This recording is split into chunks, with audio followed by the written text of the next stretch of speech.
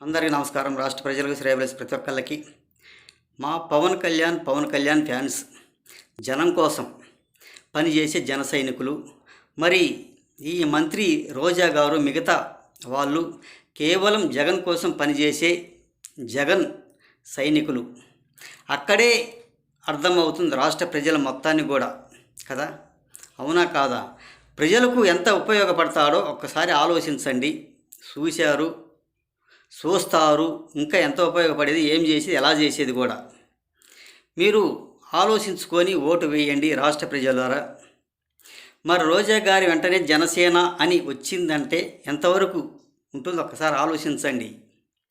ఆ మాట అనగానే ఎంత బాగుంటుందో అనేది కొంతమందికి అర్థమయ్యే ఉంటుంది. ఈమె 2024 ఎన్నికల తర్వాత జనసేనలోకి రావచ్చు అని ఊహాగానాలు వస్తున్నాయి జనాలకి. కొంతవరకు రావచ్చేమో.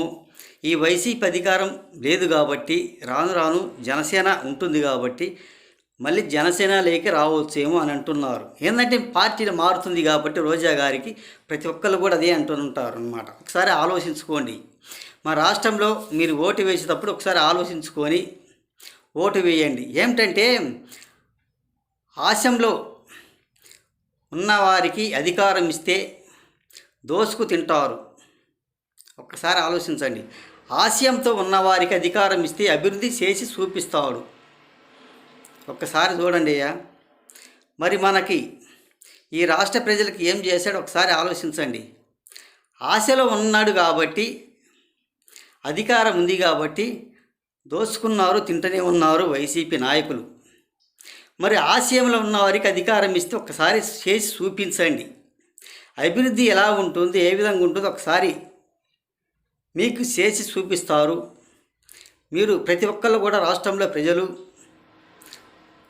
ఆలోచించి ఓటు వేయవలసిందిగా కోరుచున్నారు.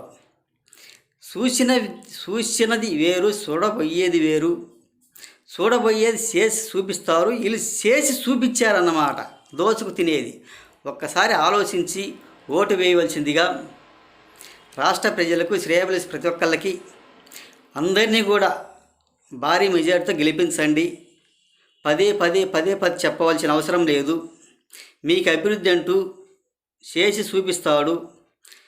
రాజధాని అంటూ చేసి చూపిస్తాడు. ఏ విధంగా ఉంటుందో, ఎలా ఉంటుందో అని తెలియపరుస్తూ రాష్ట్ర ప్రజలకి, శ్రేయబలసి ప్రతి ఒక్కళ్ళకి హృదయపూర్వక ధన్యవాదాలు తెలియజేస్తూ నేను సెలవు తీసుకుంటున్నాను.